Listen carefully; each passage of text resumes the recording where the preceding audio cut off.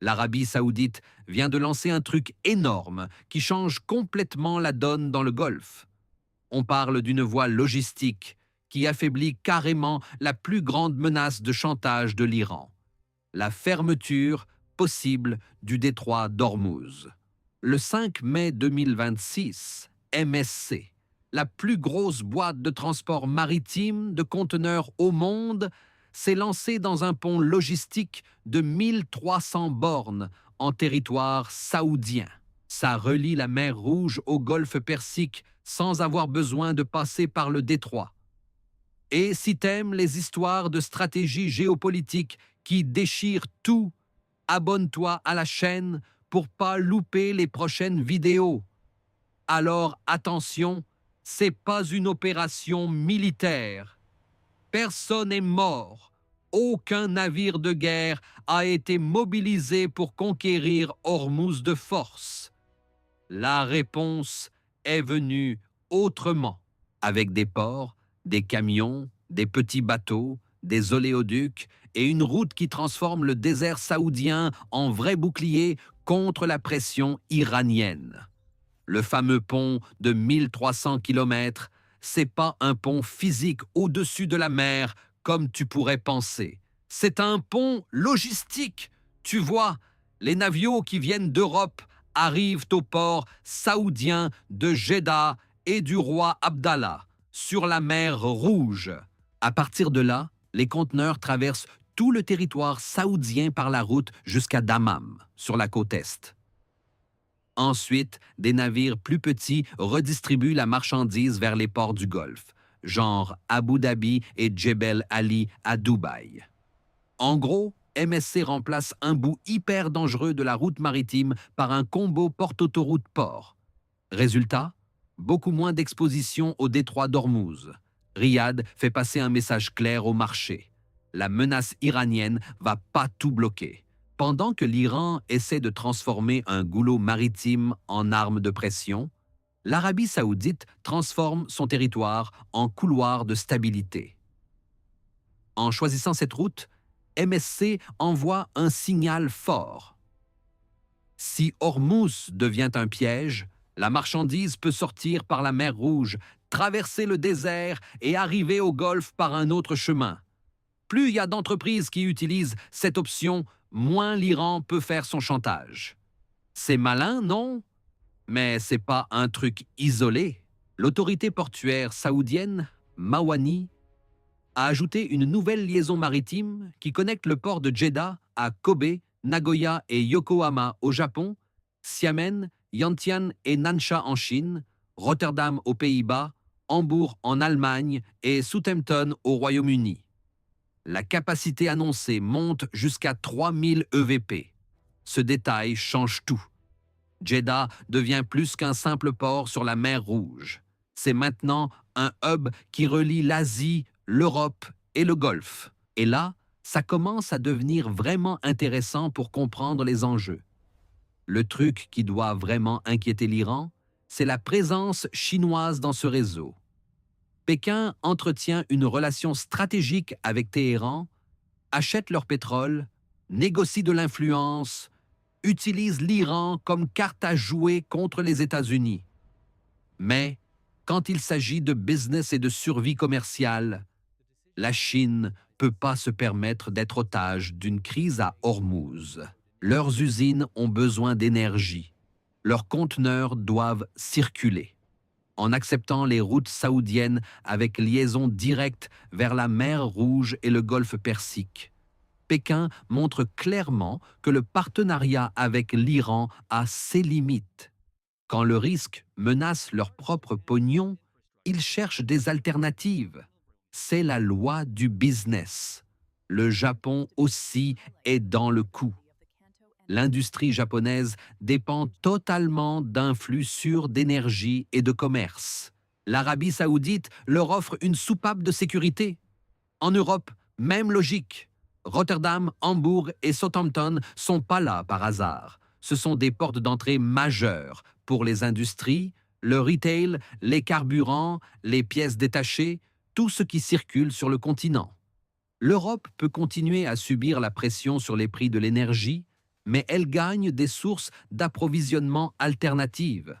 Pour l'Iran, c'est une défaite silencieuse. Leur menace perd de la puissance quand les principales routes maritimes commencent à les contourner. Alors maintenant, parlons du deuxième volet de cette manœuvre. Il y a l'oléoduc Est-Ouest de l'Arabie saoudite, aussi appelé Pétroline. Cet oléoduc relie les zones de production à l'est du pays au port de Yanbu sur la mer Rouge. Ce système permet à une grosse partie du pétrole saoudien de sortir par l'ouest, loin des eaux du détroit d'Ormuz. Des observateurs ont noté que la production de pétrole saoudien tourne à plein régime, 7 millions de barils par jour, et que les exportations depuis Yanbu ont augmenté en pleine crise du Golfe. Même en restant prudent sur les chiffres exacts, la direction stratégique est évidente. Riyad veut faire passer le pétrole sous le désert quand la mer devient trop risquée.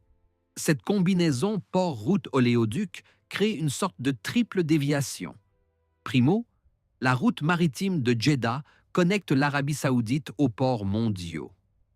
Deuxio, le pont terrestre MSC relie la mer Rouge au Golfe sans passer par Ormuz.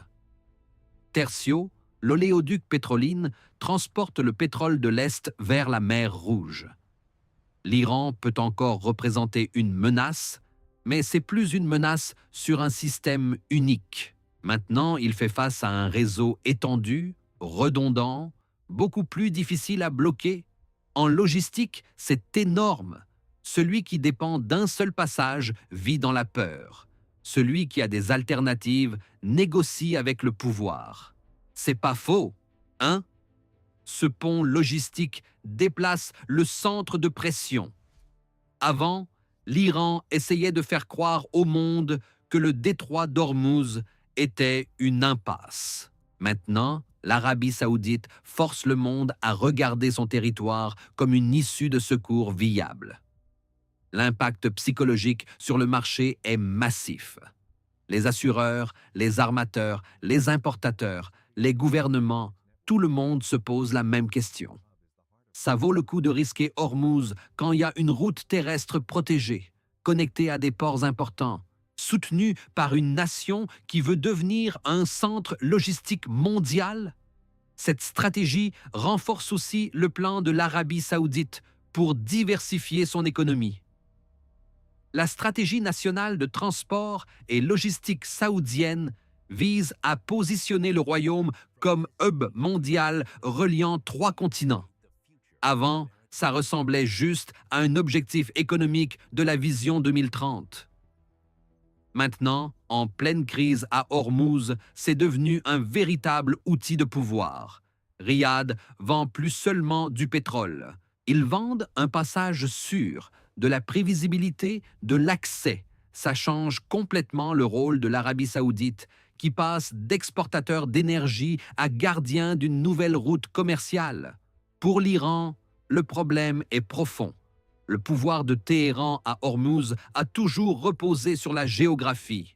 Le détroit est étroit, sensible, impossible à ignorer. Mais la géographie peut être surmontée par l'infrastructure. Et c'est exactement ce qui se passe.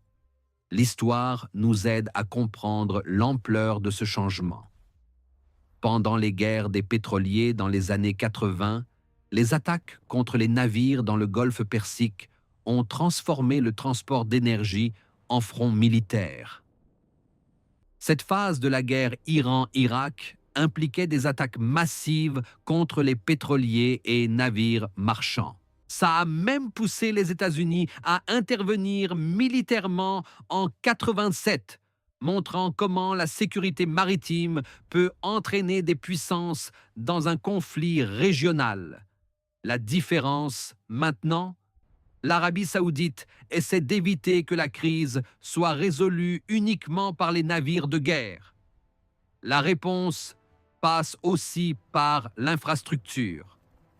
Un autre exemple vient des Émirats arabes unis. L'Agence internationale de l'énergie indique que l'oléoduc Abu Dhabi-Fujairah fait environ 400 km entre Abshan et Fujairah, avec une capacité d'1 800 000 barils par jour.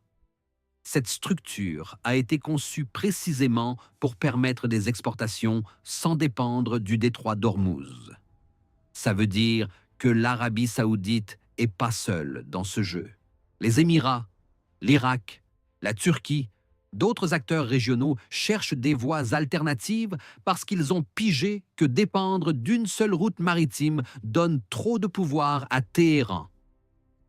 La suite? Cette dispute silencieuse va s'intensifier.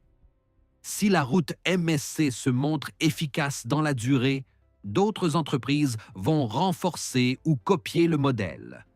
Si Jeddah continue à tisser des connexions avec l'Asie et l'Europe, la mer Rouge va devenir de plus en plus importante dans le commerce du Golfe.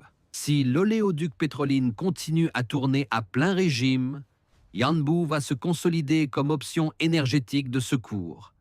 Si les Émirats maintiennent Fujairah comme centre d'exportation, le détroit d'Ormuz cessera d'être le seul poumon du Golfe pour devenir simplement l'un des passages possibles parmi d'autres. L'Arabie saoudite mise sur quelque chose de plus durable. Transformer le désert en couloir, un port en bouclier, la logistique en pouvoir géopolitique. C'est une vision à long terme qui change les règles du jeu. Au final, le pont de 1300 km élimine pas le détroit d'Ormuz de la carte. Mais il détruit l'idée que l'Iran peut tenir le monde entier en otage. Ce qui a commencé comme une solution pour transporter des marchandises se présente maintenant comme une réponse stratégique massive. L'Arabie saoudite contourne le piège, protège ses alliés commerciaux et retire à Téhéran des leviers qui semblaient intouchables depuis des décennies. C'est un coup de maître en géopolitique moderne. Mon objectif, c'est de te tenir au courant avec des infos solides tous les jours. Les liens vers les sources sont dans la description.